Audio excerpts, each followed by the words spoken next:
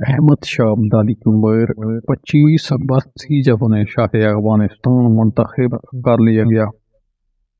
وہ فوجی کمانڈر اور قبائلی سردار تھے جنہیں 1747 میں کندھار میں ایک افغان جرگے نے ریاست کا سربراہ منتخب کیا تھا۔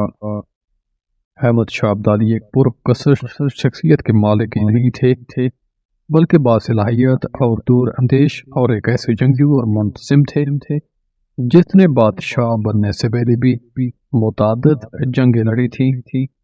ان کی خوش اخلاقی اور شائستگی کے سبب وہ اپنے ساتھیوں اور اشرافیہ میں خاصے مقبول تھے، اور بعد میں افغانستان کے عوام سے بھی انہیں بڑی عزت اور احترام ملا۔ انہوں نے تمام افغان قبائل کو اکٹھا کر کے ایک افغان ریاست کی بنیاد رکھی تھی۔ احمد شاہ افغانوں کے ایک اہم ابدالی قبیلے کے فرد تھے جن کی سلطنت بعد میں دورانی سلطنت مشہور ہوئی۔ ابدالی 1722 میں ملتان میں پیدا ہوئے تھے۔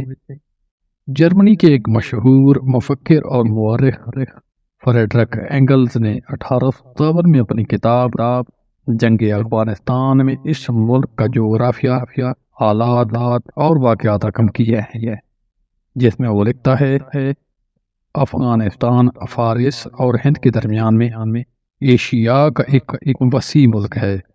دوسری جانب سے یہ ہندوکش کے سلسلے اور بحر ہند کے درمیان پڑتا ہے۔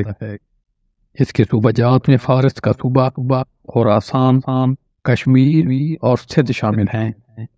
خطہ پنجاب کا ایک حصہ بھی شامل ہے۔ اس کے مرکزی شہر کابل، غزنی، پشاور اور قندھار ہیں۔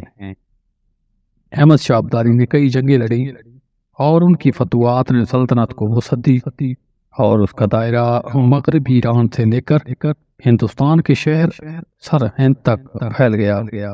ان کی حکمرانی شمال میں وسطی ایشیا کے آمو دریا سے لے کر جنوب میں بحر ہند کے ساحل تک تھی۔ یہ احمد شاہ ابدالی ہی تھے جنہوں نے اپنے ملک کے لوگوں کو ایک نئی پہچان اور آزاد ملک دیا۔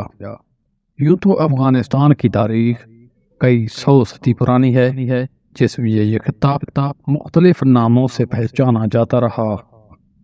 16ویں صدی سے 18ویں صدی عیسوی تک یہ ریاست کئی حصوں میں منقسم تھی، جسے احمد شاہ کے دور میں 18ویں صدی کے وسط میں ایک ملک کے طور پر ابھرنے کا موقع ملا، اور یہی وجہ ہے کہ احمد شاہ بابائے افغان کہلائے۔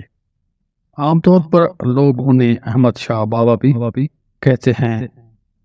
تاریخ بتاتی ہے کہ اس ملک پر ایرانی، یونانی اور منگولوں کے بعد جب انگریزوں اور روسیوں نے قبضہ کرنا چاہا تو انہیں سخت مزاحمت اور شدید لڑائی کا سامنا کرنا پڑا۔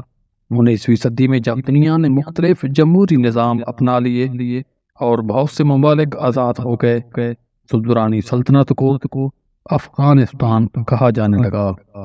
آج افغانستان اگر ایک ملک ہے تو یہ احمد شاہ ابدالی کی کوششوں کا ہی نتیجہ نظر آتا ہے۔